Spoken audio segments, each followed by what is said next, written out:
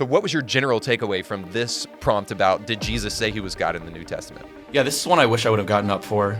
There's so many. Like, I think one of the biggest things, the biggest L's that he granted was he was like, I'm willing to say that the gospel authors think Jesus is God. I've no problem saying that Mark is intending to portray Jesus as God. I'm like, my skin is coming off. I'm like, guys, say something to that, guys. Like, hold on. What do you mean you think Mark thinks Jesus is God? And Mark is so stupid that he fails to include a single quotation from Jesus that makes him sound and look like God? What are we talking about? Like, so our only assumption can be that the gospel authors, like Matthew and John, who would say, you know, if we say that they were really written by a guy named Matthew and a guy named John who really followed Jesus, then either they just misinterpreted Jesus the whole time, right? But we wouldn't think that's true because he thinks that they're inventing the story of the resurrection. So Matthew and John are inventing the story of the resurrection. They're trying to make Jesus appear to be God. And he thinks they're so stupid that they never have the wits, even one time, to put a claim of divinity, a deliberate, explicit claim of divinity on the lips of Jesus Christ.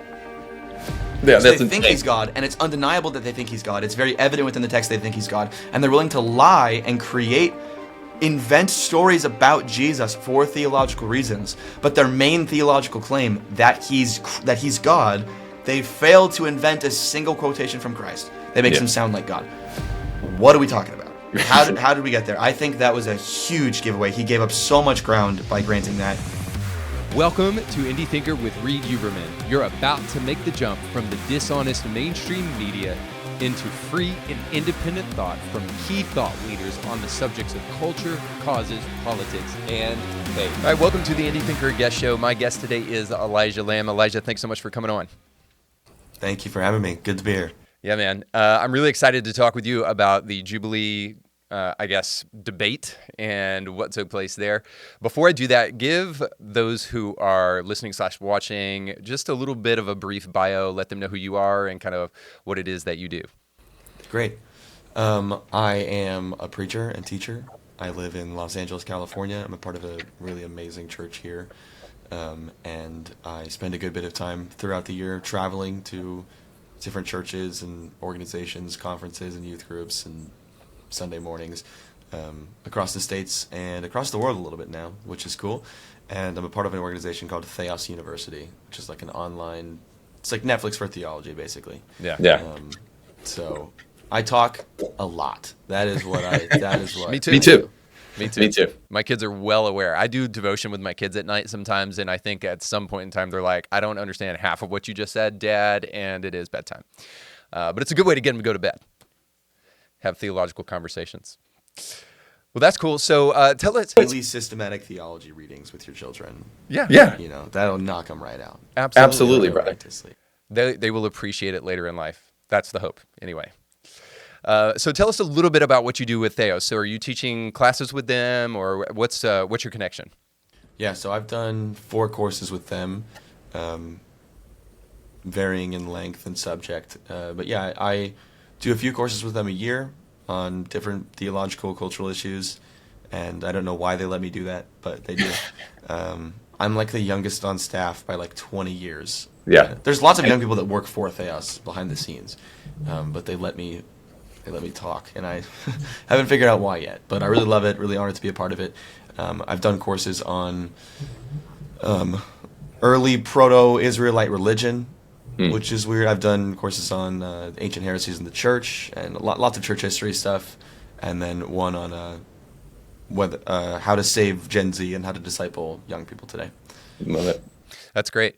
And is that potentially how you got connected with Jubilee and those guys over there, or how did you get connected with them for this debate?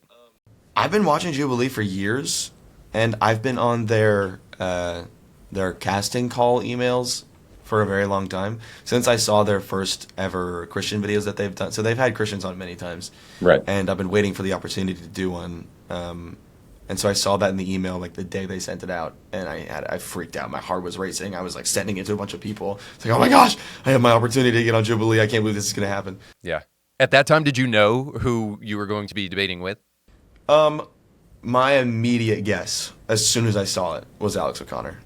There was nothing in me that thought it would be anybody else besides him. So and then it turned out to be him. Yeah. Is that predicated upon kind of the subjects that you guys would be discussing, or what gave you that idea? A bit. I mean, I got to know a bit more about the subjects on my first like phone call interview, and I was like, yeah, it sounds a little bit like him.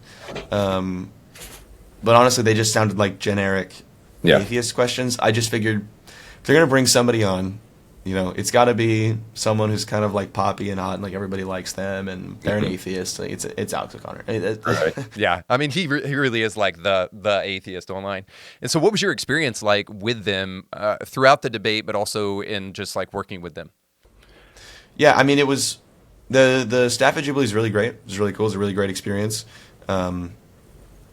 Being behind the scenes felt super weird because I watch all the videos, so it's like it feels weird to be one of the people in the circle. It's an incredibly difficult format, I will say. I know every time I've watched the like surrounded format, I'm like, man, that guy in the middle is at an obvious disadvantage because he's surrounded by so many people, and it's like, well, not really. You know, it's kind of the way the format works. It's kind of like those scenes in action movies when the good guy gets surrounded by 20 bad guys and they decide to attack him one at a time. It's just like, yeah, well, the skill level is so different between him. You know, maybe if we all pounced at the same time, we could get something done. So it feels a bit like that. And of course, he doesn't have to get up and move when the flags get raised, right? So he can take his precious time. And yeah, it's difficult, and it was very nerve-wracking, but I really enjoyed it. Yeah, the seat fighting is kind of an interesting aspect of the debate too. So I equate the debate style of one guy being surrounded by 20, 25 people as kind of like the car wreck of debates. In the South, we call it rubbernecking, like people who walk by and see an accident and their eyes are just glued to it. They end up almost causing another accident because they can't help but look at this car wreck. But that's what I find these kind of Jubilee debates that they're doing recently kind of to be, just because it's just like this big, massive car wreck, and it seems incredibly frustrating. At least it does. It's frustrating to me to watch, because you have like maybe 5 minutes if you're lucky to actually get into these topics that are freaking ridiculous and huge. So, I mean, when you were actually there and you were able to debate, what was that experience like? And I can almost assume that it was so fast that you don't even really get your druthers about you. But what was it like to actually be there to do that and to be in the pressure of that moment? Yeah, totally. Dude, the time just whizzed by through the whole video. You know, we did 4 prompts, and the genocide one that I was answering, I was talking about, was actually our last one. That's why I went up for it, because I was like, I have to go up. Like, I've missed all my opportunities. And it was just really, it's a lot harder to get into the chair than you would think, the way that everything works and everything goes. And so I had a lot of missed opportunities thrown. I had a lot of regret by the end. I was like, man, I wish I would have just. I was waiting for like the right moment, you know, to be like, okay, I've heard his argument enough times where I feel like I could sit down and I know what to say. But by then it was too late for me to get up. Did you prepare for all the other prompts, or was there one prompt that you wanted to do more than I others? didn't know the prompts. Oh, So some people knew those in advance. I didn't know them in advance. So I just had to guess in all my studies. So I was reading everything from like, you know, Thomistic philosophy to like Paul Copan's Is God a Moral Monster, which ended up being really helpful. But it was like, yeah, it was a really broad spectrum of research I was doing because I wanted to do a good job. I probably put like 20 hours of reading into this purely just because I was so nervous. I was so nervous about like, you know, getting up there and freezing. I was like, you know, it felt like I knew nothing. And obviously you could have just like dropped me in there. I probably would have been fine. But I was so freaked out. I had to feel more confident. So I was studying so much. I wish I would have known what the prompts were, because my study would have been much more effective. yeah. But yeah, so by the end, I was like, I just have to go up. Once you get up there, I was shaking, I was nervous, I was sweating, like it was just, I was so. I love public speaking. Is not a scary thing for me. Obviously, I do it all the time. But Yeah, this it's a totally particular different thing. format, it was like, okay, I'm debating. I don't do debate, so this is new for me. And it's with this guy that is really great at it. I've watched his stuff. He's incredible. And all these people are watching me, and it's going on the internet. And they're going to vote me out if I don't do good. Holy crap. And I'm talking about this like incredibly difficult subject. Dang it. There were so many things about it that made it difficult. But by the end of it, I felt like I did okay in the bit of conversation that we got to have. Yeah, for sure. In fact, I've heard you pretty much universally praised for your performance there. I've listened to Trent Horn, and then I've listened to Inspiring Philosophy, and then a couple of other guys, and every single one of them mentioned you by name and said that they thought that you did a relatively good job, and I'll agree to that as well. And especially the prompt that you had was something that's so difficult to talk about in about like 5 minutes, which I don't know what your actual time frame was, but it probably wasn't much more than that. So what were your thoughts on the debate platform, especially in hindsight? So I have some personal thoughts about the debate platform and whether that it's actually a good thing, a healthy thing, or the ways in which it really kind of favors the person that's actually in the center, which I'll talk about. But what were your thoughts about the debate platform? Oh, yeah, 100%. I walked away feeling like, man, if you wanted to have a really productive debate, this would never be the format. Yeah.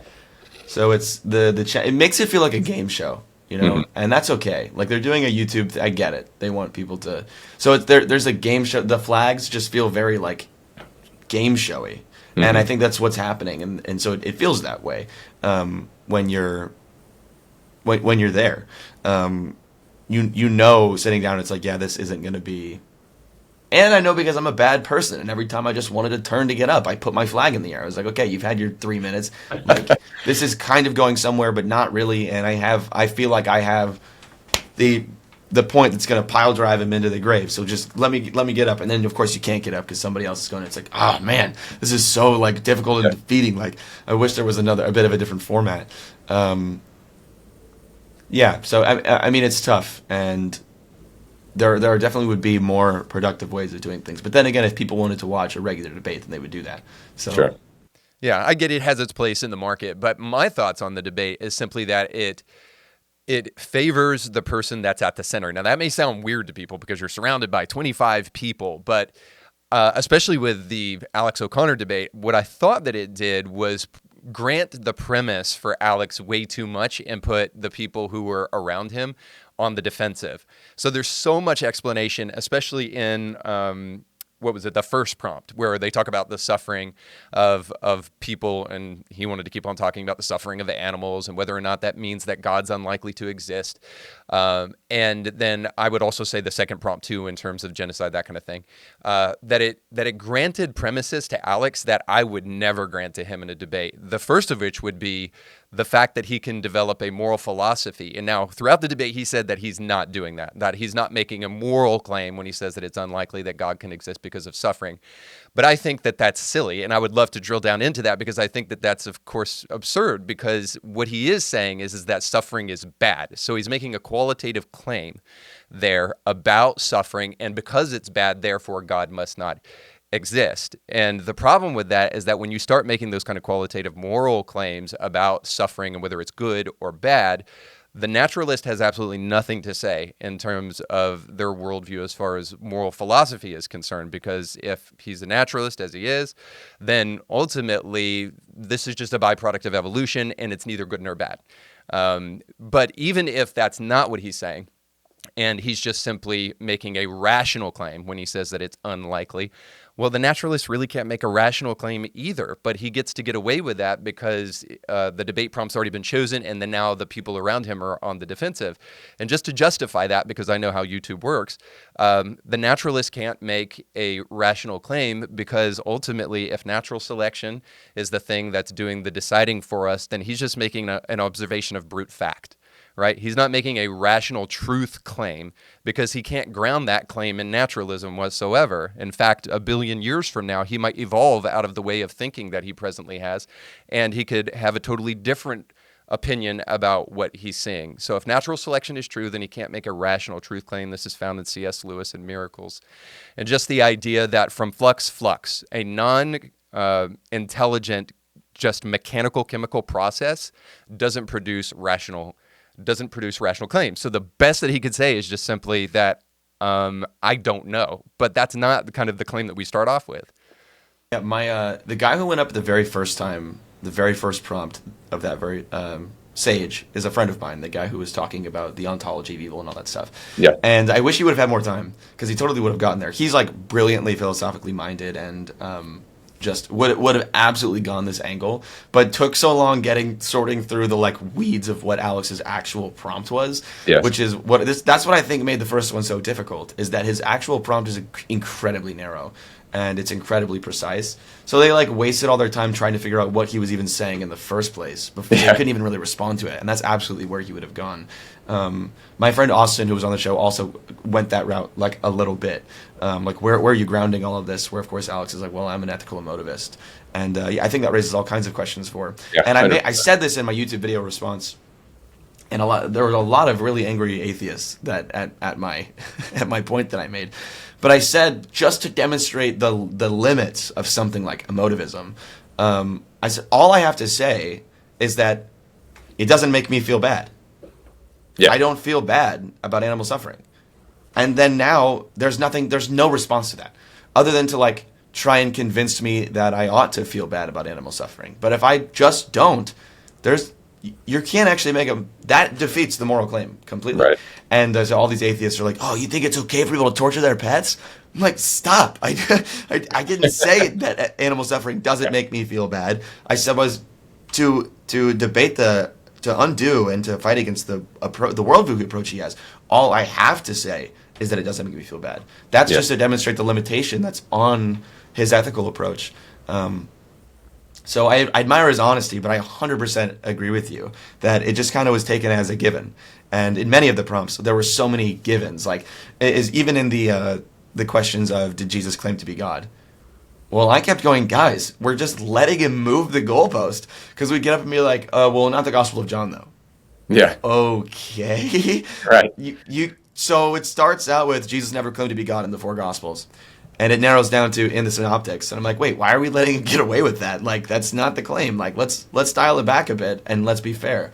So, yeah, and I think throughout the two things that kept coming back to my mind, and we'll kind of dig into this as we get into the prompts here and try to suss out some of that, is that he seemed to be making a claim that isn't justified by his own worldview, and there's a lot that was being presupposed. And also, the claim that he seemed to be making throughout the whole debate was, I don't see why this could be so or this could be true, therefore it isn't true, which also is just a logical leap that I don't think is justified at all by any of the presuppositions that he brought to the debate.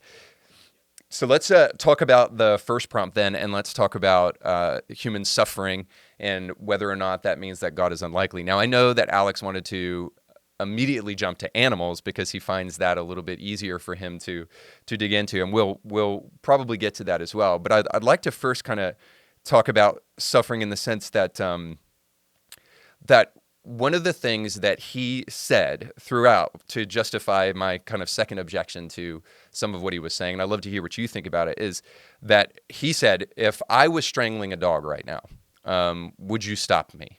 And of course, everybody in the room, like, that has a heart would say, yeah, of course I would stop you. Okay, well then why doesn't God? Well, the problem with that is that it presupposes that the people in the room have the knowledge that God has. Now, Alex throughout said he's making an internal critique, but he doesn't seem to be granting the premises of Christianity whatsoever in order to do that. So what were your thoughts on that? no, 100%. And I kind of find that to be the case. Generally, and in a lot of the comments that I got from atheists, especially particularly on that prompt, the focus is not on Christianity, it's on theism. Mm-hmm. So like the Christian theological beliefs that we hold are not taken as a given. That's why he starts out guns a-blazing with the whole rant on natural selection, because he's trying to intentionally undermine a Christian understanding of creation, and a Christian metaphysic is like immediately thrown out of the door. But the problem with that for me is that he claimed that he was making an internal critique, but then didn't make one at all. Exactly, that's instantly not an internal critique. Yeah. Right. So if you are fundamentally, if you're changing the creation myth, you're giving us a secular creation myth. It's no longer a critique of Christianity. It's not. Yeah. Now that opens the door to another conversation of like, how do we reconcile the Christian creation myth with our scientific developments and beliefs? Yeah, sure. But that's a new question. But you still have to be honest to your source material. You still have to be honest with what Christianity has actually claimed. And a lot of atheists really don't like that. I'm like, yeah, you're debating like unlabeled theism right now, And I'm talking about Christianity, and that's not that. And that's why I thought it was hysterical when the guy gets up at the end and is like, Mormonism gives a better account. And I'm just like, what, man, whatever. This is ridiculous. Yeah. Mormonism gives a better account because you and I all consented to this. In our primordial existence, you and I all consented to live in a world of suffering and evil, so it's okay. Like, well, I don't remember that, man. I don't remember doing that. So, I don't know. Anyway. We'll get back to the show in just a moment, but today's show is sponsored by our friends over at Sweet and Savory. And Sweet and Savory is an online or in-person cooking experience where you can learn to cook some of the best meals you've ever had in your life. Maybe you missed out on an epic Valentine's Day, or things didn't happen the way you want. The food was cold, the service was bad, which isn't hard to find these days. And you want a great, fun, entertaining experience where you actually have good food. Well, Sweet and Savory Classroom can help you with all that. They can give you online classes if you're not in the classroom area, or you can book your next experience by going to sweetandsavoryclassroom.com. And when you check out, make sure to use the promo code IndieThinker for a discount on your order. Well, let me step back and say, I think that that's the problem with kind of the presupposition. And like, okay, so if you're going to make an internal critique, fine, let's talk about the critique. But if you're going to shift the goalpost and then you're going to talk about natural selection and how that's the creation myth that you're actually operating under, well, then we have to focus on your claim and we have to get underneath all of that. But notwithstanding, one of the questions that I had, and I'd love to hear what you think about this, is that I didn't really hear this articulated in that prompt. And I think free will, or the argument from free will, actually has a lot to say here. And I think Alex actually is a determinist. He hasn't quite used those words, but he doesn't believe in free will. The reason he is because he knows that this issue creates a major problem with him when dealing with theists and Christians in particular. So what do you think about the argument from free will and how this kind of explains why suffering exists in the first place? Totally. So that evening after the recording, most of the people in the cast, as well as Alex, we went out together and hung out. And he's a really great hang. He's a really, really good dude. Yeah. We got on really well. I really enjoyed him. And for a while there, it was like just me, my friend Sage, who's an Eastern Orthodox Christian, the two Mormons, and Alex. And so it was just the world's weirdest dynamic that I've ever experienced. But I really got into it with one of the Mormons talking about, because we came back to I wish I could have gone up for this prompt. But we circled back to their understanding of the way that Mormonism gives a better account and all those things. And I went back to the argument from free will, because both Alex and the Mormons object to this, the way that I was coming at it. And I was like, this is the Bible. I just am so annoyed of people talking over the Bible and not just accepting, at least if we're going to debate Christianity, accepting its fundamental metaphysical claims. Like, clearly the conception of Scripture is that evil does not exist as an invention of God. Mm-hmm. And I think that's the meta-narrative of Scripture. I think biblical theology and philosophy both leave us. What about the brother of Jesus, Satan? Just kidding. Yeah, right, absolutely. If your God is related to the devil biologically, you should consider a new God. I mean, what are we talking about? Exactly. I think that's the story of the Bible. Is that humans ruin everything. Now, I'm not like I'm doing my best. I'm about to start my master's degree in theology, and I love philosophy as like a side thing, but I'm not very good at it. I'm really into the Scriptures. I'm really into the Bible. And reading the Bible well. I'm working on a project for my church on hermeneutics and how to study and read the Scripture. So I have lots of questions about the way that Genesis 1 through 11, that prologue of the Old Testament, the way that should be read.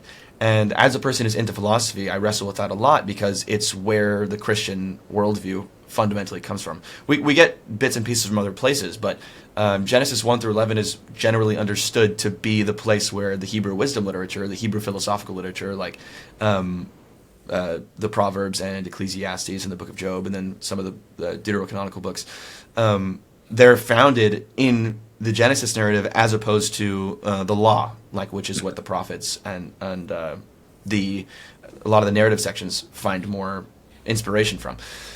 So a Christian philosophy is grounded in what we walk away from believing about the creation myth. And I think whether you are going to take it as there was a literal Adam and Eve in a literal garden that ate a literal fruit because a literal snake told them to do that, that's fine. Like, you can take that approach.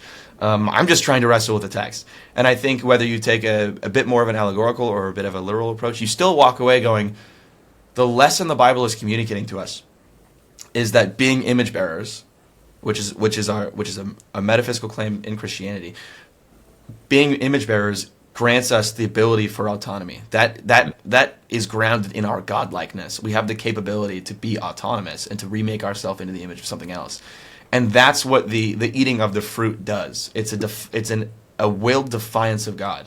Mm-hmm. So I think from the beginning of Scripture to the very end, the offer of these two trees are submission to God, which leads to flourishing, and rejection of God's authority, which leads to brokenness.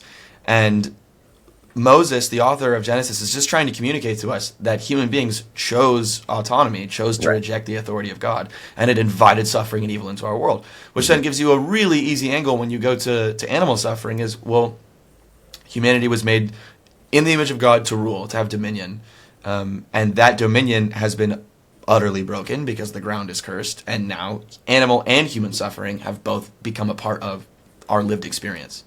Again, so I think you have to accept all that, and you have to grant all that if you're going to do an internal critique of Christianity. Though I know there are Christian determinists, and I grew up believing, I always fought in tooth and nail for years to argue that God providentially willed the fall, and I'm wrestling with all of that now. But I know that there are people. There's a varying spectrum on this, but I think that is the most honest reading of Genesis. I take a relatively simple approach. There is no such thing as love without free will. So God had to take the lesser evil for the greater good, right? Because you're just a bunch of autonomous robots that are doing kind of what you're programmed to do. And then there is no such thing as love if there is no such thing as free will. But so God allows free will with the knowledge that opens up a Pandora's box of, like holocausts and genocides and all sorts of other things in order to have that one greater good, which is the capacity for people to actually volitionally love, because you cannot say that you actually love. And I don't know why this is so hard for atheists.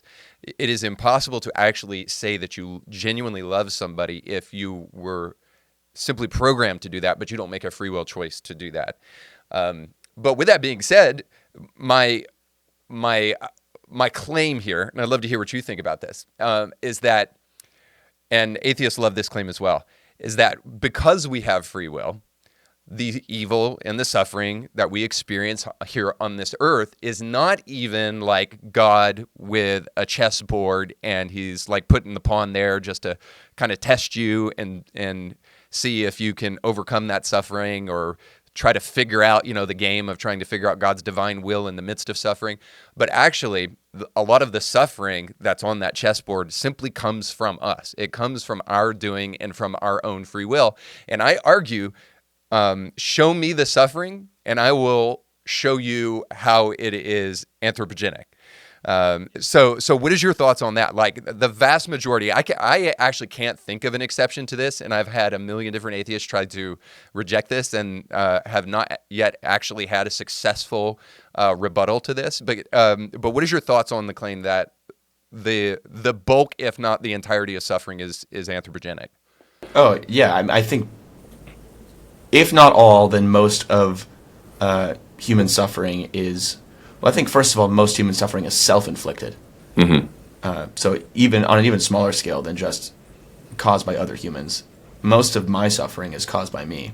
Right. On like a smaller scale. But when you widen that, then once you talk about suffering in general, it's almost impossible to think of any kind of suffering that isn't immediately connected to a human causal chain, even if you have to go a bit all over the place to narrow it down to what human, where, what, but I think you can do it. There are a few examples, like natural disasters and things like that, I don't know if you can necessarily make. Well, my argument back to that is to claim the climate change activist, which is, that's all our doing. Right, totally. I guess that's fair. And it's like, you decided to build your village along, in like a monsoon-driven area. Like, why did we do that? You could have built that somewhere else. I mean, I guess you could make an approach like that. But I definitely think like the Bible depicts natural disasters in many places as being a result of God's active judgment against human beings. So you have to wrestle with things like that. I guess the question is like, what are the things that we call evil, and are they always evil? Right. Because I don't think that the physical, fleshy, present judgment of evil is an evil, and I don't think anyone really thinks that. I think people just disagree when God does it. But like, when criminals are punished, we're all like, yeah, that's actually a moral good. Justice is the opposite of evil. Right. Injustice is evil. So I don't find it to be problematic for God to carry out His justice the way that He pleases. Now, I'm not saying that every natural disaster is a result of God's judgment. Again, some of it might genuinely be human caused. Like, I'm willing to go the climate change route and be like, yeah, we've really messed up our world, and it has consequences.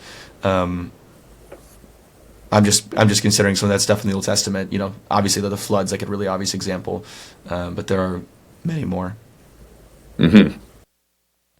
And this goes back to the kind of internal critique idea. If you got rid of human suffering, which Alex says makes God's existence unlikely, and again, he wants to argue for animals, but I just think that that's a total side note. I think that's a kind of an escapist thing, which maybe needs just. The point is that you can't. There's not really an animal theodicy. Yeah. So you can't do, here's suffering leads to a greater moral good or the development of virtue. You know, whatever human beings we come up with for why we suffer. That's, we tend to believe that suffering exists because God intends to bring about a greater good through it. And if that wasn't the case, then suffering wouldn't exist. And that's I'm okay with that. You just can't apply that to animals generally. Like, suffering doesn't produce in animals what it produces in humans, at least as far as we know. So that's why you have people who are like, well, I'm an animal universalist. Well, let me ask you about this real quick, because so we will dig into it a little bit, because it probably deserves the time.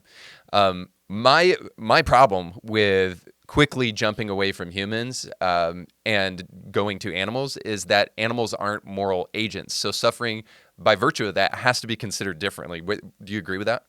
Yeah, 100%. The suffering of animals and the suffering of humans cannot be looked at the same. Yeah. So it seems to me that that's what Alex was trying to do, was he was trying to equate those two things unnecessarily. They're not persons. They don't have personhood. So the suffering of persons always needs to be looked at differently than the suffering of things like animals, because they're not equivalent. Well, and also too, this is gonna get me on your side a little bit, or at least I'm gonna fully argue for the thing that you got in trouble for online. I really don't care at all about animal suffering. Now, if I saw an animal suffering in front of me, yeah, I would help it. And would I ever participate in animal suffering? Absolutely not. I would not be the cause of animal suffering. But that's wildly different than saying that I actually give a damn whatsoever about a deer in the forest who caught his foot on a tree stump or something, or a bear trap or something like that. No, is unnecessarily suffering in the forest somewhere. I just don't understand why that creates a moral dilemma specifically for the Christian, or even for the non-Christian. Yeah, I think this is a funny story. A week or two after the video came out, I was on my phone, I was looking at Instagram, and I saw a video. I've seen many of these videos of, it was like, the caption was like, "Thank God that deer almost got hit." And what the video was is someone's like dash cam driving, and then this deer flying through the air because they'd just been hit by like a huge truck. And I'm hysterically laughing because it's so funny. And I'm laughing, and I show my friend, and I say, "Take that, Alex O'Connor." Nobody cares. Nobody cares that the deer, like... They really don't. I mean, that's the point. It's like, I think it's dishonest. People really don't care about animals suffering somewhere out in the woods, but they do care about some random person. Yeah, when we think the animals are cute, we care about their suffering, which I think is reflective less of some recognition of moral badness of that happening, and more of just our emotional sensitivities. And you were like, "Oh, but it's cute." Well, you're not reasoning anymore. That's not what's happening. So, like, yeah, I agree. Like, yeah, please don't kill puppies in front of me, man. They're adorable, and we've domesticated them, so they feel familiar, and I like them. But I also watched a video of some deer getting its head blown off, and I'm like, "Oh, nice. Nice job, bro. You know what I mean? Like, so it's Or even this. We watch a bug get squashed in front of us, and we're not processing intellectually. Maybe Alex thinks through natural selection or something, but we're not processing intellectually, oh, that's a lower life form that doesn't have the moral capacity or the intellectual capacity of a deer or something like that, right? We're not parsing that. Yeah, well, imagine if we did that with humans. Like, Right. imagine if I was like, certain kinds of human suffering are really funny and I don't care, but when humans that I think are attractive or cute suffer, I really am not a fan. Well, that's that's problematic. Yeah, That reflects a ton about what you think about suffering itself and what you think about human beings. And you're basing the badness of suffering on a personal, subjective, qualitative judgment of the object of the suffering, and instead of just viewing suffering really broadly. So I think really what the argument is, the animals that I wouldn't like to suffer, I find their suffering to make God's existence unlikely. But the animals whose suffering I am indifferent to have no effect. That's great. That's greatly put, because if you cherry picked in that way and you actually said what you were actually saying, most people would be like, okay, that's a ridiculous claim. But really, that is what we're saying, whether you put it in those words or not. Yeah. Now, I admire Alex's distaste for the way that animals are treated by human beings. I absolutely agree. Like, I think something like dogfighting is a moral evil. Like, I think you shouldn't do that. But I don't think it's necessarily evil because of I don't think it's necessarily because of the pain caused by the dogs. I think it's because Of There's what a it vice. takes. There's a vice in the person. Correct. Yeah. Yeah. But then I'm willing also to recognize that I'm super subjective, and some of these things are based off emotional decisions. And I like dogs. I particularly like pit bulls, and I would like if they weren't being fought, because I find it a bit disgusting to enjoy that. So I'm like, yeah, like I get where he's come from a bit, and he has spoken a bunch about the way that and like cows and pigs are treated on these farms and plants, and I'm like, yeah, that feels pretty disgusting, and I'm just kind of like, I don't really love that, and I think that there's maybe a better route for something like this than to like just out of pure convenience inflict a ton of brutal, horrible pain to animals. Like, I saw once a video of the way that cows are impregnated and I was just kind of like, it's like, gosh, this is it's just brutalist, It's like that in itself. I'm like, how are you doing this how are you, willfully inflicting pain onto Let me be fair and say I totally agree with that, but I also can't help but think that there's a bit of a sentimentalist argument going into this when... No, literally 100%. I agree. Right. So it's like, if you're a hunter, do you view this the same way Alex does, who is, well, you at least used to be a vegan because of like the ethical treatment of animals and that kind of thing? If you're somebody who kills animals for a living, is this different for you? And I just think about it from people. Yeah. There's plenty of people who would look at like the treatment of animals on farms and be like, well, I'm a farmer. Like, it's just how we do it, and they wouldn't care.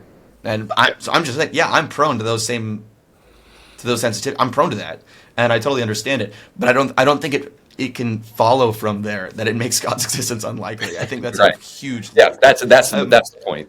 At the very least, like, at the very most, what he's saying is it makes God's existence unlikely to me because I don't like it. That's not the same as God's existence is empirically, statistically unlikely because of this. No. I find that my distaste for this kind of suffering makes me feel as though God really can't exist in this world, which is not as big of an attack as it sounds like when you say the existence of suffering makes God's existence unlikely. It's like, okay, well, yeah, I wish there was more time to sort through all that stuff. Yeah, 100%. Yeah, and that's why I wanted to have you on, so we could sort through some of this stuff. And then the final thing maybe about just kind of the suffering piece is the fact that he says that he's doing eternal critique falls flat in another way, in that if you removed suffering from specifically Christianity, then you no longer have Christianity. So it seems absolutely a non sequitur that you're saying you're making an internal critique, maybe about theism, but certainly not about Christianity, because the whole basis of our worldview is predicated upon a suffering servant. Yeah, I had someone FaceTime me about a week after the episode came out, and they just had more questions about it. Someone who is not a follower of Jesus, and I got to like really get into all of this. Where if you take suffering out of the world, what the heck is the point of the gospel? And if suffering in some way conflicts with Christianity, that doesn't really work, because like the whole the hinge point of this whole story is that God suffered. God joined us in our suffering. I'm like, Yeah. I don't know, man. I think I don't know if that can be totally. You're making an incredible point. That I don't know if that can really be said to be an internal critique of Christianity when our religion is fundamentally founded upon a kind of unjustified suffering. Yeah, but I also think with that it falls a little flat when you say even the very weak claim, I think. I don't see why suffering can be redeemed for some ultimate good, therefore it must not be able to, or it is unlikely that it can. Because I think if he was being more intellectually honest, I think he would have to agree to the reality that suffering is clearly a redemptive good from reason alone. And by that, I just mean if you took suffering out of movies, let's just say, like push Christianity to the side, and you took suffering out of movies, movies wouldn't even exist anymore. Like you don't have plots to stories if you don't have some aspect of suffering. Now, you may not like that because of an emotional reaction that you have to the kid with cancer or something like that. But the reality is that there is no such thing as redemption. There is no such thing as beauty without the overcoming of suffering. Yeah, it's like they say, without suffering in our world, without things to be afraid of, many of the virtues become impossible. Like courage is an impossibility if there aren't things to be afraid of. If suffering isn't a possibility, then fear isn't a possibility, and therefore the virtue of courage, of fortitude, stops existing. And I really like that one. Yeah. So it's, yeah. That goes back to the idea about love too. Like the love is seated within the possibility of suffering, right? That virtue of love doesn't come if there isn't the possibility of suffering. All right, so I want to go to the second prompt, and that's the one that actually you engaged with, and you did a whole video about this. But I did want to kind of ask a question about your interaction with Alex. I guess maybe the first one is, in hindsight, do you wish you had approached the conversation with him differently than you did? Kind of. Not really, though. What I wish would have happened, I wish I would have not... Oh, and by the way, let me stop. Forgive me. I forgot to announce what the second prompt was so that people know. But that God commanded genocide in the Bible. Yeah. I wish I wouldn't. This is a practical one. I wish I wouldn't have let him eat so much time talking about Jericho and I and recounting the whole story, because it took away so much time and opportunity for discussion. Sure. And honestly, I wish I would have stayed on the 1 Samuel example. I was surprised that he used that one, because I think it's one of the most easy examples to debunk out of all the examples of violence in the Old Testament. It was just like, why do we keep coming back to this one? This one is, there are so many harder passages regarding violence to deal with. With the Jericho one, you can just be like, okay, yeah, it says women, but there are lots of societies in which women were not non-combatants. So we just don't know. But even that is a bit harder to wrestle with. So I see why he took that angle. But I wish I would have sort of pinned him down a bit when we revisited the 1 Samuel 15 conversation, and he was saying how, that hyperbole. He kept using the example of like, well, what if you heard them? He did it 3 times with Netanyahu, the Prime Minister of England, and whenever it was, like the Norman invasion or whatever, 1,000 years ago, whatever he was talking with the founding of England. I don't know what I'm talking about. Yeah. I don't know why I said the Prime Minister. Yeah. Long before the Prime Minister, actually. And with Jesus in the temple. He kept going, okay, well, imagine you heard that story, and then they also said, kill all the women, all the children. And he just did that 3 times, like, formed that analogy. And I'm like, dude, that's not doing what you, like, you're misunderstanding my point about hyperbole. And I wish I would have been just a bit more clear. Again, it's really difficult when you're halfway through a sentence and then somebody wants to go all the way in the other direction. You have to try and remember everything, and all the things that you read about are just like coming to the surface. So that's why I made the video that I did in response, because I was like, so this is, and I had a conversation with Alex about this after, where like he's brilliant philosophically and knows a ton and is really well read. But I looked at him and I was like, one of your fundamental flaws when you talk about the Bible is that you think the biblical authors are really stupid. Particularly the gospel authors, you think they're dumb. And he was like, well, they're fishermen, weren't they? They kind of like didn't all the way disagree. And we talked about it, and then it kind of got brushed aside. I'm fighting to become a biblical scholar. That's what I'm aiming for. So I have a really high view of Scripture, not just theologically, but the more that I study it, the more I'm like, wow, this is a brilliant piece of work. I mean, this is amazing. And so I think you need to respect the Bible, respect its genre, respect its formation. And even if you don't grant its inspiration, you can still make my argument from 1 Samuel 15 that this is not a case of genocide, and that's just not what 1 Samuel is about. So that's what my video was about, and I wish I would have gone there. But it felt a little bit too meta to try and squeeze into the conversation at the time. But I do think it totally gives the ground that he was looking for like how can this be a hyperbole without undermining the scripture's validity. RFK Jr. was just announced as the HHS secretary, and that means that America is on a mission to get healthy again. But if you know anything about the government, the wheels of change grind slowly over there. So don't wait for them. Take matters into your own hands by going to today's show sponsor, Citizens Granary. Over at the Granary, you can get pure, fresh, organic ground grains for you and your family. You don't want to eat that dead, stale bread that you find at your grocery store. That'll give you like dysentery or something. I don't know, but it's not great for you. The best way to eat is the way God intended, and that's with fresh grains for your baked goods, your pastries, or whatever you want. And you can do it for as low as $2 a bag.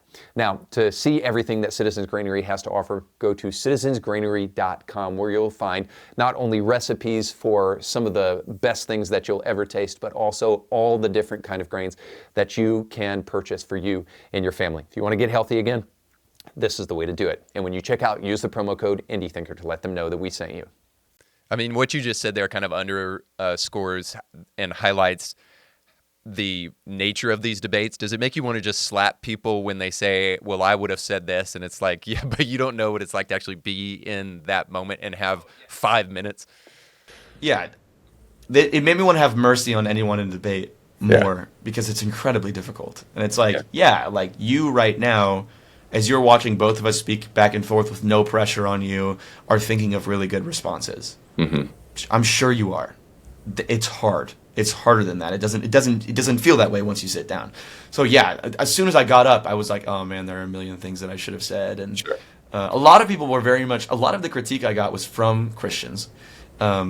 Atheists would just be like, bro got cooked, and would give no reason for it. Yeah. They are the typical YouTube commenter. Yeah, because they're Alex O'Connor fanboys, and me too, So it's like I get it, but they're very much just like, no, he cooked you. I'm like, do you have a reason to think that? Like, no, you're just throwing away the passages of the Bible that you don't like. I'm like, that's literally not what I'm doing. Like fundamentally, that's not what's happening.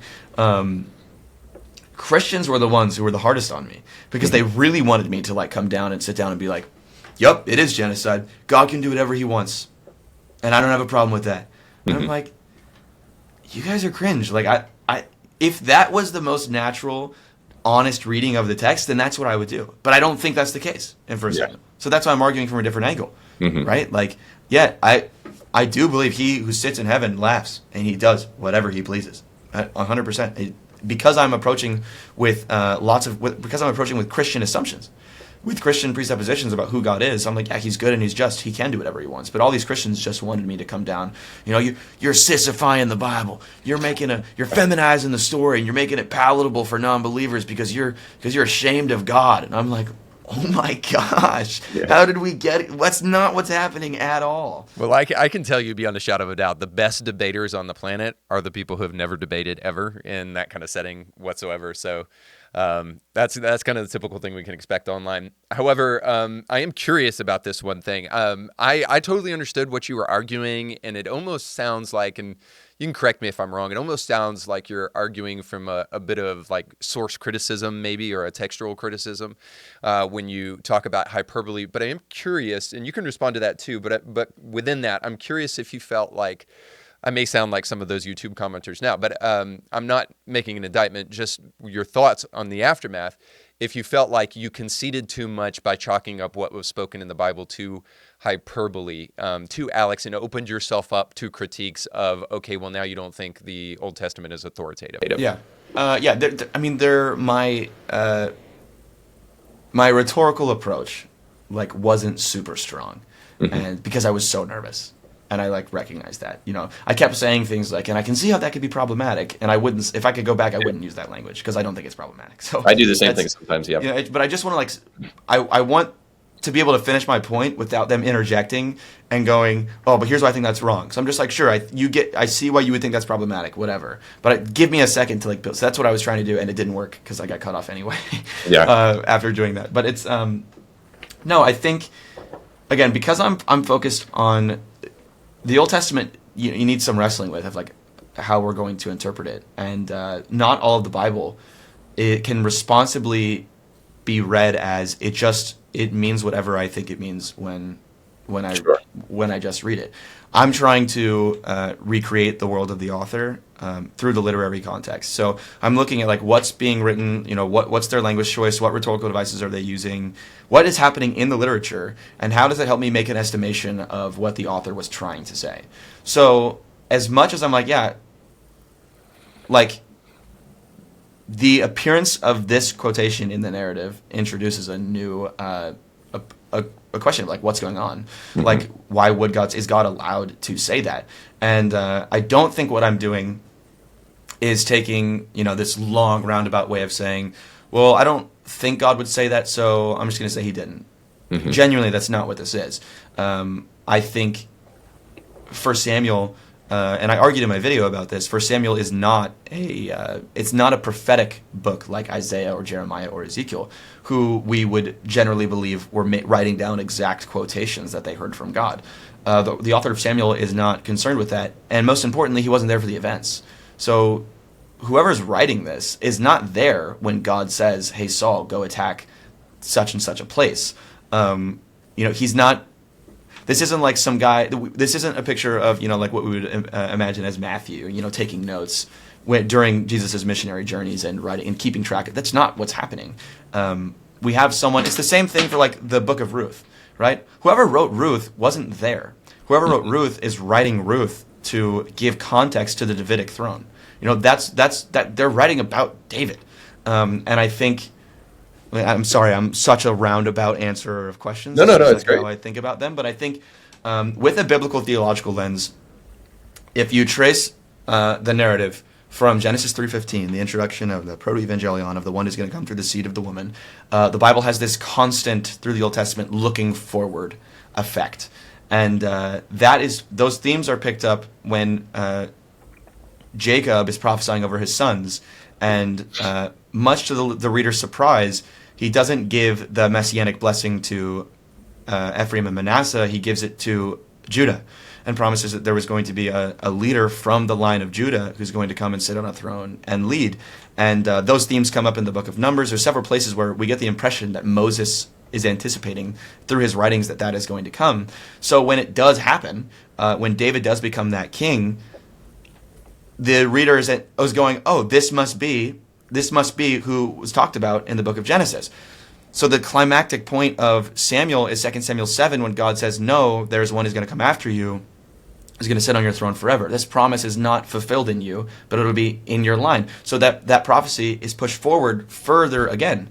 And so I think the book of Samuel exists, again, written after David's life to vindicate his throne and make sure that people see that he had a rightful claim to the throne, that he wasn't a usurper, that he was given that throne by God. That is the obvious rhetorical end of whoever is writing Samuel. And that is why when the story is picked up by whoever is compiling and writing the book of Kings, they're slamming the reputation of every single king, and they're landing us in the exile because they all are holding on to this messianic hope, and they need us to see the promise made to David in 2 Samuel 7 is not fulfilled by the exile. By the time the throne is decimated and there is no more throne, it never happened. Right. So that gives us messianic anticipation for when Jesus Christ actually arrives. So I think Samuel is a book written, first of all, most obviously I can just say, not written with any ethical concern this is not a philosophical piece of work. He's not wrestling with whether or not genocide is bad. It's just not the goal of the author. And so we're imposing questions that the author is not trying to answer. Most importantly, I think the author is trying to make it obvious that Saul is a bad king. And so he introduces hyperbole, again, that we can see demonstrated in almost word for word in literature from surrounding ancient Near Eastern societies, that this appears in other places. This scribe is employing that literary device so as to make evident the disobedience of Saul and therefore justify his falling from the throne and to vindicate the Davidic claim for the throne, so as to set up and give us hope for the promise of the son of David. There's so much going on, sort of like centering on this verse.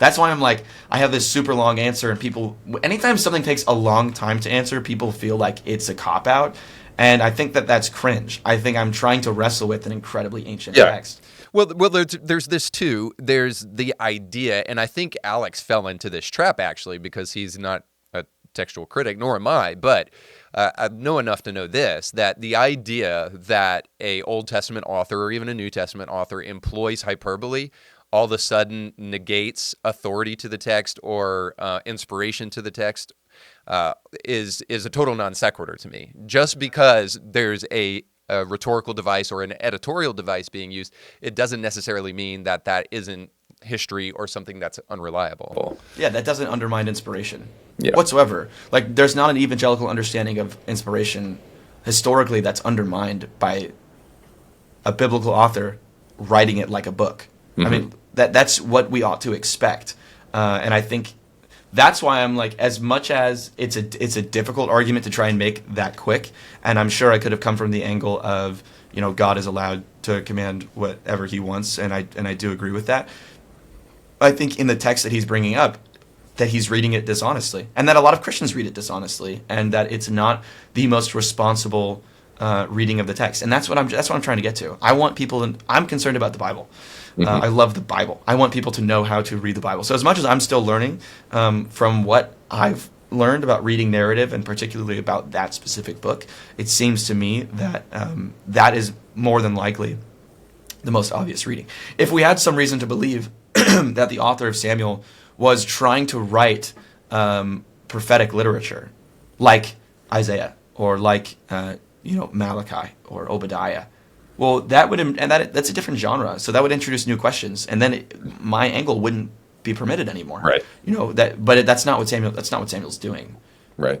Yeah, and we'll get to the New Testament here in just a moment when we get to that prompt number 4. But this idea is seen in Matthew. So obviously Matthew has an agenda. He has a rhetorical device, and he's editorializing the story of Jesus to show that Jesus is the Jewish Messiah. Right? That doesn't undermine the inerrancy and inspiration of Scripture at all, just because he's formulating the stories to detail a narrative, because the narrative that he's trying to tell is conducive to the overall objective and truth of Scripture. So I think that goes to what you're actually saying there. However, I do wonder if it opens you up unnecessarily to some attacks, because I don't know if you caught this, but at the beginning of the debate, and this is specifically speaking, or not the beginning of the debate, but the beginning of his time with you, specifically speaking of the Amalekites here and the slaughter of the Amalekites, and God saying, go in and destroy men, women, children. He concedes something that I feel like should have been something that was a little bit more attention, because should have been given a little bit more attention, because I actually feel like that's the answer in the midst of all this. So I don't know if you caught this, but he said that the word for destroy in Hebrew is harem, and that means that you can drive out of the land. And so immediately at the very beginning, he's hedging his bet, and he's saying that, the definition for genocide also means not necessarily killing men, women, and children, but also just pushing them out of the land that they occupy. Now, the internal evidence that we have in the Scripture concerning the Amalekites is that for 400 years, these people have been wickedly attacking the people of Israel. And I don't know a person with a moral sentiment that is worth listening to at all that would say something other than, when you've got a people who have this kind of vendetta against a group of people that has been going on for generation after generation after generation, you have a right at that point in time to get those people as far away from you as possible. Yeah, he opens up the definition of genocide several times. He did it later on. He was saying, like, the driving out would also be a kind of ethnic cleansing. And yeah, I totally should have pounced on that. That's a great point. I'm thinking so much in my head about what I think about Samuel that he says that, and I'm thinking, like, wait, what did I just say, and how am I gonna respond to this? How do I not have the moment where you're sitting here in silence, like, awkwardly? It's just like, man, I gotta figure out. Right. And so you're almost just like, dude, rather than sit here and think about all the things off there, I gotta prevent those flags. So the first objection that I think of, we're gonna go that we're gonna go that. That's why it's a difficult kind of debate. But no, that's again, I'm taking like this what feels like and what is a sort of roundabout, very meta approach, like what's happening in the whole book. And I think you can narrow it down to something like, well, even just the evidence right here. And I brought up to him, the reappearance of the Amalekites, and I was building up towards the end. That's where I got cut off, of the long history of sin and evil and wicked and violent attack against Israel by the Amalekites themselves that makes something like this totally permissible. Right. We just got a little bit lost in the weeds. But No, of course, as to be expected in a debate like that. But that's my long explanation was, here's why I think this is hyperbole. Uh-huh. Not here's why I think what's being commanded in this text is okay. So like again, something like the utterly destroy actually could mean driving out, and the reappearance of the Amalekites is something I would focus on more, had we not got stuck on it's hyperbole thing, because then I needed to defend that because so many people were upset with me calling it hyperbole. Right. So that became my video and my focus, and that's what I've been thinking about and whatever. But yeah, there's more than one angle to go about it. Sure. Yeah, 100%. I take the view that it was quite literal, but it isn't literal in the sense that we think. I don't think God's commanding a genocide in the sense that he's saying, please go out there and kill all those babies. I think he's saying, hey, we need to protect our land and protect ourselves. So in order to do that, we have to draw borders and we have to get rid of the enemies that are within our border. So displace them rather than... To displace them. And for Alex to then kind of try to draw an issue with that, I think doesn't hold any water whatsoever, but it also services what he does later, because he will change the goalpost again. He will say, well, could you imagine Benjamin Netanyahu telling all of his soldiers to go in there and kill men, women, and children? Then how can we imagine that a good God could do such a thing?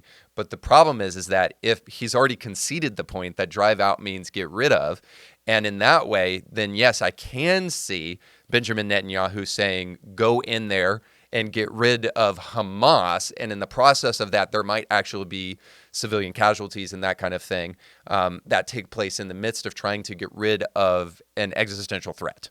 My challenge with the text is that I'm trying to explain why I think that this is a scribal use of storytelling rather than a quotation from God. Though I believe God said something, I'm like, I don't actually know if reading this text leads us to think, oh, God said this bar for bar, word for word, precisely this. Mm-hmm. I think it's impossible to know that kind of thing. Sure. So all I'm trying to do, look, I'm new. I'm just about to start my master's. I don't know everything. I've read a few books. So like, I'm just trying to get into, I'm like learning about different ways to approach, particularly the Old Testament, and read the literature well, and respect it and respect its form. I think form is essential for understanding meaning. Mm-hmm. And understanding purpose. These things are all wrapped up in one another. And so I'm trying to see how can I connect the form of this book to the meaning of a verse like this and how they're connected. But yeah, I think driving out and displacing is totally different from murdering innocent babies, right? Like, how can you be pro-life? It's not the saying, hey, you guys need to leave. Right. Because you keep attacking us and you're living in our land, so you just need to get out. Sure. Go ahead, sorry.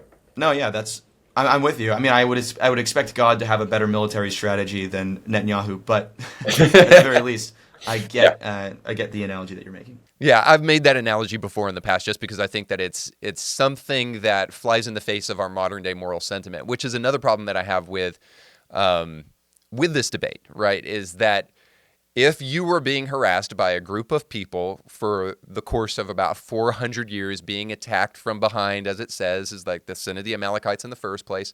When the Israelites were coming out of Egypt, they were attacked from behind by these group of people. So the men, women, and children of Israel were killed and viciously attacked while they were fleeing slavery.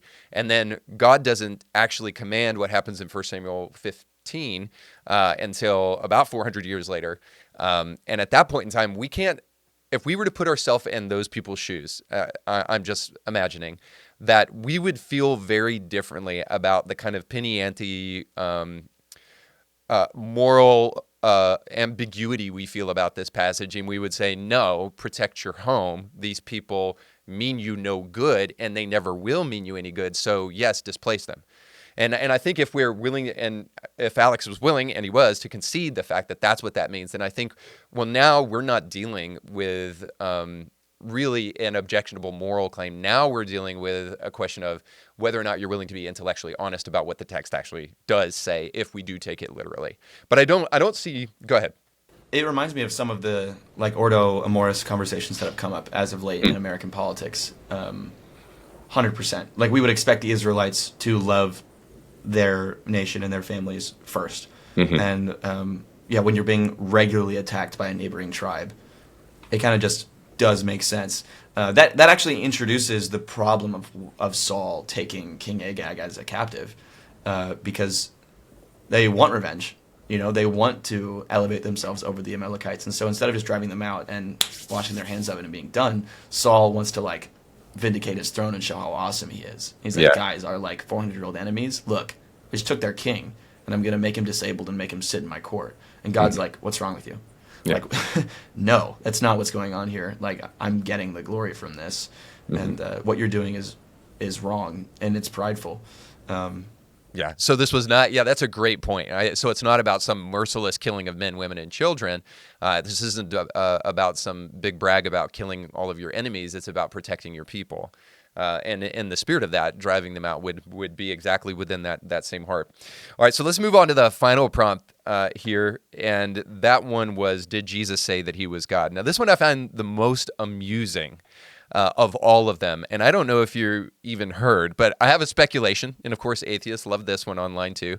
But Alex O'Connor was going to debate this with David Wood at DebateCon in a couple of weeks or so. I don't know when it is exactly, but he was going to debate this very subject with David Wood, and he backed out of it because he said that he was afraid of Muslim extremism and the threats that they had gotten at the debate. The debate is still going on. They say security is going to be there and all of that kind of thing.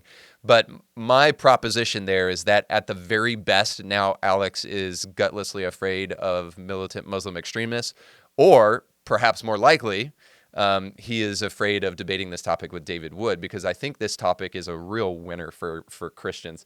So what was your general takeaway from this prompt? And you spoke a little bit to this already, but this prompt about, did Jesus say he was God in the New Testament? Yeah, this is one I wish I would have gotten up for. There's so many. Like, I think one of the biggest things, the biggest L's that he granted was he was like, I'm willing to say that the gospel authors think Jesus is God. Yeah. And I just, everything in me is it, right? That's the debate. I'm like, my skin is coming off. I'm like, what, guy, say something to that, guys. Like, no, hold on. What do you mean you think Mark thinks Jesus is God? And Mark is so stupid that he fails to include a single quotation from Jesus that makes him sound and look like God? What are we talking about? Like, so our only assumption can be that the gospel authors, like Matthew and John, who we would say, if we say that they were really written by a guy named Matthew and a guy named John who really followed Jesus, then either they just misinterpreted Jesus the whole time, right? But we wouldn't think that's true, because he thinks that they're inventing the story of the resurrection. So Matthew and John are inventing the story of the resurrection. They're trying to make Jesus appear to be God. And he thinks they're so stupid that they never have the wits, even one time, to put a claim of divinity, a deliberate, explicit claim of divinity, on the lips of Jesus Christ. Yeah, so they think he's God, and it's undeniable that they think he's God. It's very evident within the text they think he's God, and they're willing to lie and invent stories about Jesus for theological reasons. But their main theological claim that he's God, they fail to invent a single quotation from Christ that makes him sound like God. What are we talking about? How did we get there? I think that was a huge giveaway. He gave up so much ground by granting that, and I think that needed to get pointed out, and it didn't. Again, I'm sympathetic with everybody who was up there for not quite catching it. But he said it twice, and I was freaking out. I was like, dude, let me up there. Let me up there right now. Yeah, I don't understand how you make that claim regardless, and come away still thinking that you're being honest in any way, or that you have a point, because I can't imagine a writer actually thinking somebody is God and not actually putting that into the text. And they seem to give this away too, and I say they, atheists, skeptics of the Bible, they seem to give this away in the arguments that they make about John, right? For the longest time, the argument has been, and maybe this even predates you a little bit, but I'm sure you're familiar with it. But growing up, when I was in school, the general consensus is that John is super old because it has all this talk about Jesus being divine, and of course we know that that was a fabricated doctrine that took place over a period of time that the early church finally started believing sometime maybe in the 3rd century. But of course, all of the textual findings that we have at this point in time have continued to push John earlier and earlier and earlier and earlier to the point now where a vast majority of scholars, a lot of them, I guess I have to be careful with this because I don't want to get in the Wesley Huff problem, but a lot of scholars believe that John is late 1st century, if not early 2nd century at the very latest. So I've heard arguments that push him earlier than that. D.A. Carson on his again, yeah, Alex does this same thing. He's like, the scholarly consensus is that John was much later than the synoptics or whatever. And D.A. Carson in his commentary on John, which is really brilliant, he gives a good bit in the introduction being like, hey, by the way, we call this the 4th gospel because that's what we call it. We don't know. We do not know if John was written before or after any of the synoptics. We don't know that information. Yep. We're making guesses, but it's not like we know, oh, John wrote this way later for theological motivations because the synoptics didn't say it explicitly enough or whatever. We don't know that. So it's dishonest. I think it's a bit unfair to just be like, oh no, John's just way later and that's just a given. It's like, well, the further and further it pushes back, because you're totally right that it's moved. John has essentially moved back 200 years, and we keep finding that, almost like with the Dead Sea Scrolls, we keep finding that the earlier versions are really a lot like the later versions, and don't contain all these inventions that we think they must contain because the Christians decided to suddenly start worshiping because Constantine made Jesus into God or something ridiculous like that. Right. So I do think that's a bit unfair. I get it. A lot of scholars do argue from that angle. But taking it as a given and then writing John off because of that, I think it's a massive moving of the goalpost. Well, it's not only that, but it's also a admission, right? It's an admission that John is a clear occurrence of Jesus's divinity, right? That's one of the goals of John, is to prove that Jesus is divine. So with that being said, the idea that John is some late fabrication doesn't bear witness with the evidence, but also it doesn't suit Alex's case to try to undermine that or even to subsection John off, because if he grants John, which I don't think he would, and he doesn't seem to in the debate, and then we just look at the synoptics, I don't think he's doing himself any favors there either, because speaking of Wesley Huff, that Wes Huff just not too long ago did a video that talks about, I think for the first 10 chapters of Mark, every single chapter shows the divinity of Jesus Christ in all 10 chapters of Mark or something like that. But suffice to say that obviously we have synoptic evidence of Jesus being God. Totally. Absolutely. I think in the video response I did, I talked a bit about just the Jewish understanding of the Messiah, because he says in the video, one time specifically, he says, the Jews didn't think the Messiah would be God. And I'm like, I'm okay with that. The whole drama of the Gospels is that the Jews were wrong about the Messiah. That's like the whole point of the New Testament. That's literally, hey, you know how the guy who claimed to be the Messiah, they killed him? They clearly had some wrong ideas about what the Messiah would do. So saying, oh, they didn't think he would be God, doesn't do anything for me. I think when you look at all of these sort of Old Testament eschatological figures that Jesus claims identity with, there's something to wrestle with there. Of what are we talking? How can we say? He says something when talking about the Gospel of John with my friend Caleb. He says that it appears, something like, before Abraham, I am. He says, I don't think the real historical Jesus did say this, but even if he did, it doesn't necessarily make him to be God. It makes him into some other supernatural being. And I'm like, what, dude? That's that fits nowhere in the Old Testament scheme. Like it doesn't fit anywhere. But when you go through the Old Testament and you take, Moses' prediction of a prophet who would come like him, and God's prediction to David of a son of David, and then God talking to Daniel of a son of man. There's all this like constant looking forward happening in the Old Testament. And I think to take someone who embodies all of these eschatological identities in the Old Testament all at one time, claims to be all of them, and then adds like a dozen or so extra claims on top of that of things that we don't even have background for, like I'm the shepherd, and I'm the gate, and I'm the light of the world, and that's just from John. Yeah. But he goes, I'm the cornerstone, I'm et cetera, et cetera, et cetera. There's so many things. We're like, okay, this person isn't just a person. This person is just like so even the synoptics are building out. I think Wes Huff is the one who I heard made this argument. He said something like, if someone came to you and they said, oh, I live in a big white house in Washington, D.C., and I sign executive orders, and my office is called the Oval Office, and the guy who did what I did before me was Joseph Biden. You'd be like, you're the president. So you're the president. And they'd be like, yeah, you got me, I'm the president. That's what's happening in the synoptics, is like, yeah, all signs point to, yes, this person is God. You're just doing the Muslim thing and going, where does he say, I am God, worship me? I'm just like, stop. Why are we doing that? He was doing that, and I was like, dude, you're arguing like a Muslim. Like, that this is such a dishonest approach to the Synoptic Gospels. This is ridiculous. Yeah. That's why he just doesn't have any ground to stand on as far as this is concerned.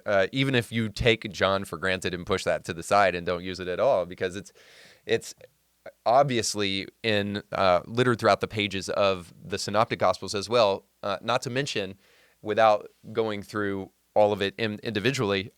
Just one thing kind of pokes out glaringly, that the resurrection is in every single one of them. And last I checked, people don't go around just resurrecting themselves typically. Totally. And of course, Jesus saying, baptize them in the singular name of the Father, Son, and Holy Spirit.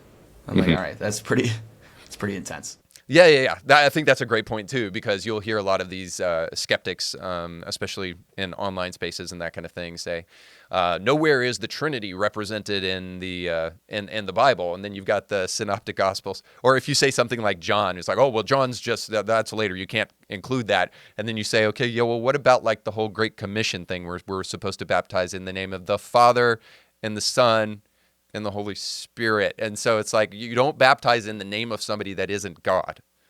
Again, then you bump into Muslim argumentation. Like, oh, well, that was added. So it's like, okay, so anything that suits my argument was added. Anything that suits yours was not. Mm-hmm. So that's horrible. That is not a good approach to this, like, whatsoever. I think these conversations on issues like this, particularly around the divinity of Christ and the Trinity, they just sort of make me like yawn in a cringe way. I'm like, dude, there's thousands of years of really good argumentation, all this stuff. Like, you're like, oh, the Trinity's not in the Bible. Bro, like, sure, if you've only read the Bible and you're just like, I don't see it, okay, read like 1 ounce of Christian literature on the Trinity in the Scripture. It's so thorough, it's so done, it's so overplayed. Like, why are we still coming back to this? I don't even know why we grant these kind of arguments and debates. I'm just like, why are we doing this? This is so thoroughly been covered, and it's so well established. It's just like, why? Mm-hmm. Why are we doing this?